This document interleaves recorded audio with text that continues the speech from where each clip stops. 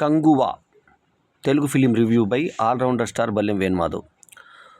ఈ సినిమా నిడివచ్చి 2 గంటల 34 నిమిషాలు. Action adventure fantasy period film. UA certificate. 14 November 2024న ఈ సినిమా విడుదలైంది. ఈ సినిమాకి హీరో సూర్య శివకుమార్, తండ్రి పేరు శివకుమార్ ఆయనది కాబట్టి సూర్య శివకుమార్ అని పిలుస్తున్నారు ఆయన్ని. ఇక కంగువా లేదా కంగా అనే పాత్రలో ఆయన నటించిన ఈ సినిమాలో బాబీ డియోల్, హిందీ నటుడు, ఈ సినిమాలో ఉదిరన్ పాత్రలో నటించాడు. ప్రాంతీయ చిత్రాల్లో బాబీ డియోల్ నటించడం ఇదే తొలిసారి.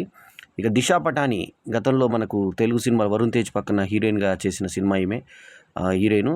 ఆమె అంజలిన్ పాత్రలో నటించగా యోగి బాబు తదితర రెగ్యులర్ కామెడియన్స్ చాలామంది ఉన్నారు ఈ సినిమాలో. శివ డైరెక్టరు. ఇక కేఈ జ్ఞానవేల్ రాజా ఈ సినిమాకి నిర్మాత కాగా దేవిశ్రీ ప్రసాద్ మ్యూజిక్ చేశాడు. ఇక వివేక లిరిసిస్ట్ కాగా నిషాద్ యూసుఫ్ ఎడిటర్గా వ్యవహరించినటువంటి ఈ సినిమా ఎలా ఉందో ఒకసారి చూద్దాం మనము.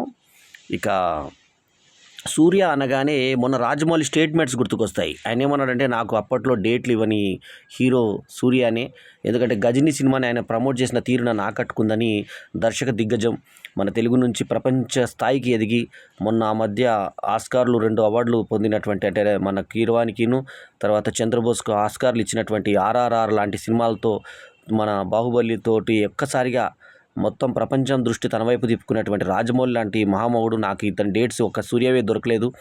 గజనీ టైంలో ఆయన ప్రిపేర్ చేసినటువంటి ఏదైతే పాన్ ఇండియా ఫిలింని ఏ రకంగా తీసుకొచ్చాడో ఇక్కడ తెలుగులో ప్రమోట్ చేసిన తీరు చూసి ఆశ్చర్యపోయాను అన్న స్టేట్మెంట్స్ ఈ ప్రమోషన్ ఈవెంట్లో హైలైట్ అయ్యాయి ఆ స్టేట్మెంటు.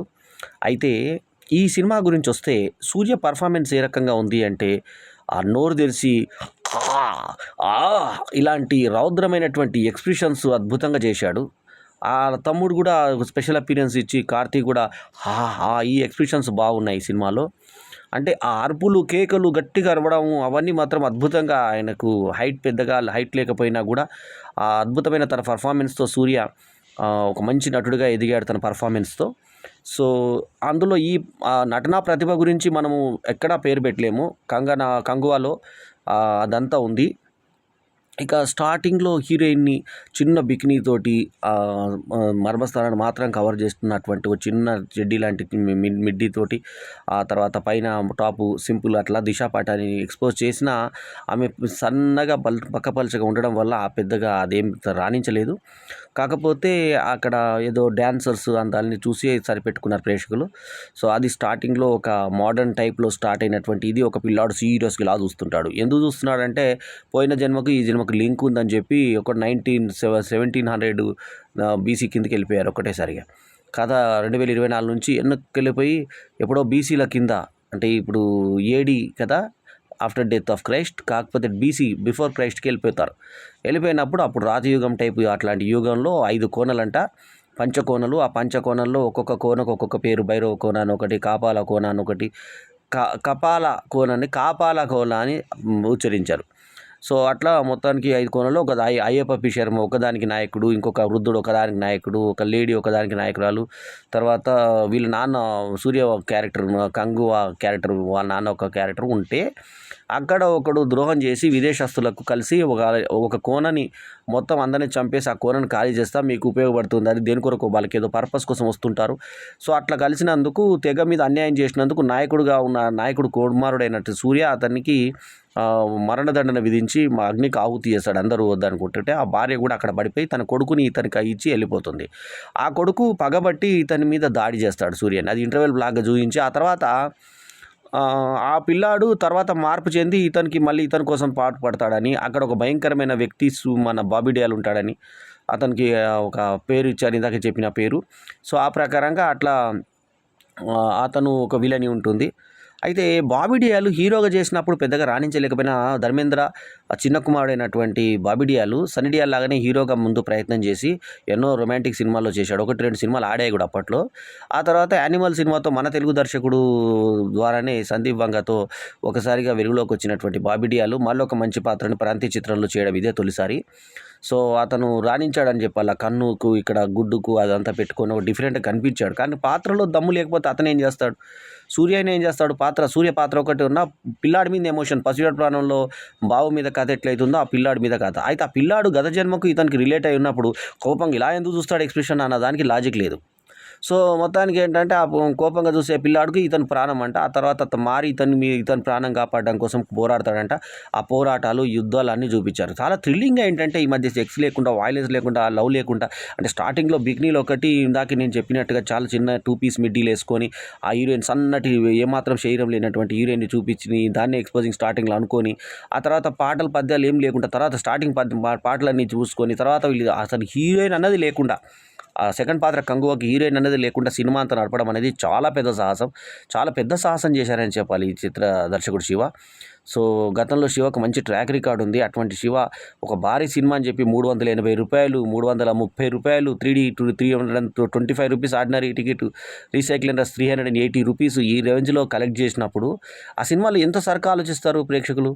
సో యోగి బాబీను ఆ మామూలుగా రెగ్యులర్గా ఇంకొక అతను కమెడియన్ అతను ఇద్దరిని పెట్టేసి వీళ్ళను కామెడీకి వాడుకొని పిచ్చి స్టోరీని ఒక పనికిరాని ఒక బ్రేకప్ స్టోరీని పెట్టి, ఆ తర్వాత ఈ అరణ్యంలో ఒక రొదల కొట్లాట, ఈ 5 కోణాలది కథ ఏంటో చూపించి, ఈ 5 తెగల మధ్య జరిగిన పోరాటానికే చూపించి, జస్ట్ అంత పోరాటాలకే పరిమితం చేసిన సినిమాగా కంగు అని చూపిస్తే కంగు తిన్నారు ప్రేక్షకులు.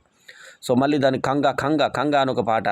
సో దానికి దేవిశ్రీ ప్రసాద్ మ్యూజిక్, అదంతా కూడా బూడిదలో పోసిన పన్నీర్ అయింది. అక్కడ కథ శిల్పం ఏముంది, అసలు ఏం లేదు. చిన్న బాబు తన తల్లిదండ్రులను హత్య చేశాడని ఇతని మీద పగబడితే, అంటే ఇతను చావుకు కారణమేడని పగబడితే, అతను మంచిగా చూసినా కూడా అతన్నే పగబడితే, మళ్ళీ ఆ తర్వాత అతను మారి ఇతనికి హెల్ప్ చేసినప్పుడు అతను బాబిడియాల చేతిలో ఇబ్బంది పడుతుంటే లాస్ట్ క్లైమాక్స్లో ఈసీని మార్చుకొని చూస్తూ, ఈ పిల్లాడికి నెక్స్ట్ జన్మలో డివైన్ పవర్స్ ఉన్నట్టు, అతను ప్లేన్ని కూడా ఆపేసే శక్తి ఉన్నట్టు, అతని కోసం అతని ఏదో పెద్ద అంతర్జాతీయ ముఠా నాయకుడైనట్టు ఆయన కోసం పెద్ద విమానాలు తీసుకొచ్చి చిన్న పిల్లాడి కోసం అంతా చేస్తే, హీరో మన బండ్లు నడిపించుకుంటూ విమానం మీదకి వెళ్ళిపోయినట్టు ఫైట్ చేసి, మళ్ళీ అక్కడ క్లైమాక్స్లో అక్కడ తిమింగ్లాలకు తనే బలైపోయి పైనుంచి బ్లూ వేల్స్కి కింద ఉంటే పడిపోయి అతను చచ్చిపోయి, నీ త్యాగం కోసం నేను ఏమైనా చేస్తాను రా అని చెప్పి ఇక్కడ సూర్య అన్నాడు. ఈ జన్మలో ఇతని కోసం త్యాగం చేసినట్టుగా అతను కాపాడుకోవడం. సో అట్లా సుఖాంతం చేసి కంగువాని ముగించారు. 3D వర్షన్లో ఈ సినిమా ఆకట్టుకునే విధంగా ఉన్న దీంట్లో ఒక మనకి కాస్ట్యూమ్స్, మేకప్ ఈ రెండే ఈ సినిమాకి ప్లస్ పాయింట్స్గా మిగులుతాయి. దేవిశ్రీ ప్రసాద్ మ్యూజిక్ కూడా పర్వాలేదు అనిపిస్తుంది అంతే. ఇంకా మిగతా సూర్య పర్ఫార్మెన్స్ ఇందాక చెప్పినట్టుగా అన్న అరుపులు, క్లైమాక్స్లో వచ్చేటువంటి కార్తీ స్పెషల్ రోలు, మళ్ళీ దానికి కంగు అట్టు. ఇప్పుడు మనకు ప్రేక్షకులకు రూ. 380 టికెట్ పెట్టినప్పుడు మొత్తం సినిమా చూడాలనుకుంటాం, మళ్ళీ సగం సినిమా సెకండ్ 2లో చూడమని చెప్పేసి మళ్ళీ ఆ 4 పాత్రలు, అక్కడ పాత్ర బాబిడియాల్ది ఉంటుంది, ఇక్కడ ఒక పాత్ర ఉంటుంది, సూర్యది ఇక్కడ పాత్ర ఉంటుంది. అంటే ఆ జన్మలో ఈ జన్మలో ఆ జన్మలో, ఆ బాబుది కూడా ఆ జన్మలో ఈ జన్మలో, ఇట్లా 3 పాత్రల్ని డబుల్ యాక్షన్ కదా చూపించారు. ఆ డబుల్ యాక్షన్కి మళ్ళీ సెకండ్ హాఫ్లో మనకి హీరోయిన్ ఎక్కపోవడము, లవ్లేమి, కామెడీ ఉన్నది మొదటిదే ఆ చావు కామెడీ మన కామెడీ అనుకోవడం. KS Ravikumar special appearance police పాత్ర ఒక్కటే మనకు కొంచెం కొద్దిగా గొప్ప ఆకట్టుకుంటుంది స్టార్టింగ్లో. అది కూడా పెద్దగా ఏం మీనింగ్ఫుల్ కామెడీ కాదు. అది ఏదో మీరిద్దరు పంచుకోకుండా కొట్లాడుకోకుండా, అంటే వాళ్ళు కొట్లాడుకొని ఇతని కారు అద్దాలు బద్దలు చేయడము, రిజిస్ట్రేషన్ అదొక చచ్చు కామెడీ. ఏంటంటే రిజిస్ట్రేషన్ ఎప్పటిదాకా అయింది మీది అంటే, నాది 12 గంటల తర్వాత, అంటే 11:50కే మీది కారు డ్యామేజ్ చేసేస్తున్నారు చూడు వీళ్ళు అని చెప్పేసి అనడము. అది బలవంతంగా తెప్పించుకునే నవ్వు ఉంటుంది. సో ఇది కంగువా 3D యొక్క కథా కమామీషు.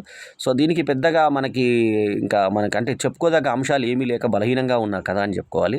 సో అరుపులు పెడబొబ్బలే మనం ఆ రూ. 380 పెట్టి చూడాల్సిన సినిమాగా ఈ సినిమా ఉంటుంది. సినిమా అనేది ఒక ఎంటర్టైన్మెంట్ కోసం పోయినప్పుడు ఒక పాటను ఆశిస్తాడు. స్టార్టింగ్లో ఉన్నటువంటి ఆ బిక్నీ సాంగే మనం ఎంజాయ్ చేసుకొని కొంచెం అదే మూడు బాగుంది అనుకొని ఆ 2 పీస్ మిడ్డీ చూసి మాత్రమే బాగా ఆనందంగా రాగలుగుతాం. ఇంకా దేనికి సెకండ్ హాఫ్ అంతా కూడా మనం కూడా ఒక కోణంలో పోయినటువంటి ఫీలింగ్ కలగజేస్తుంది ఈ కంగువా సినిమా. ఇదండి ఈ సినిమా కథ, దీని యొక్క విశేషాలు. ఈ రివ్యూ కనుక మీకు నచ్చితే లైక్ చేయండి, కామెంట్ చేయండి. ఇక ఈ సినిమాకి నేను ఇచ్చినటువంటి రేటింగ్ ఏంటంటే 2/2.5/5 2.5/5 2.5/5 ఈజ్ మై రివ్యూ రేటింగ్. ఈ రివ్యూ కనుక మీకు నచ్చితే లైక్ చేయండి, కామెంట్ చేయండి, షేర్ చేయండి. మా ఛానల్కు తప్పకుండా సబ్స్క్రైబ్ చేయండి. ఎల్లప్పుడూ మీ ఆదరాభిమానాలను ఆశించే మీ ఆల్రౌండర్ స్టార్ బల్లెం వేణుమాధవ్. నమస్తే. ఇంకో తమాషా ఏంటంటే, ఈరోజు దీనికి పోటీగా రిలీజ్ అయినటువంటి Telugu cinema matka at least cinema పరంగా ఎలా ఉన్నా కూడా అట్లీస్ట్ కొంచెం ఒకప్పుడు జరిగినటువంటి మట్కా మీద తీసినటువంటి సినిమాగా చెప్పుకోవచ్చు ఆ సినిమాని. సో 2 పోటీ పడితే మనకి ఇది ప్యాన్ ఇండియా సినిమా అని చెప్పి భారీ టికెట్లతో వసూలు చేసే దానికన్నా 200 రూపీస్ పెట్టి మట్కా చూడడం బెటర్ అనిపించింది నా ఫీలింగ్. సో అది ఈ 2 సినిమాల మధ్య. తెలుగు సినిమాని మనం తెలుగు తక్కువ అనుకుంటున్నాం కానీ యాక్చువల్ కర్ణకుమార్ డైరెక్షన్కిను ఇక్కడ శివ డైరెక్షన్కి చాలా తేడాలు కనిపించాయి. సో అదండి ఈ యొక్క జెన్యూన్ రివ్యూ. మరోసారి మంచి రివ్యూలో మళ్ళీ కలుద్దాం. మరో మంచి రివ్యూలో. ఎల్లప్పుడూ మీ ఆదరాభిమానాలు ఆశించి మీ ఆల్రౌండర్ స్టార్ బల్లెం వేణుమాధవ్. నమస్తే, జై హింద్. మాధవ్ గారి యూట్యూబ్ ఛానల్కి సబ్స్క్రైబ్ చేసుకోండి. Thank you so much. Ballem Venumadhav గారి యూట్యూబ్ ఛానల్స్కి అందరూ సబ్స్క్రైబ్ చేసుకోండి. ఈ వీడియో కనుక మీకు నచ్చితే లైక్ చేయండి, కామెంట్ చేయండి, షేర్ చేయండి. మా ఛానల్కు సబ్స్క్రైబ్ చేయడం మాత్రం మరవకండి. ఎల్లప్పుడూ మీ ఆదరాభిమానాలను ఆశించే మీ ఆల్రౌండర్ స్టార్ బల్లెం వేణుమాధవ్. నమస్తే.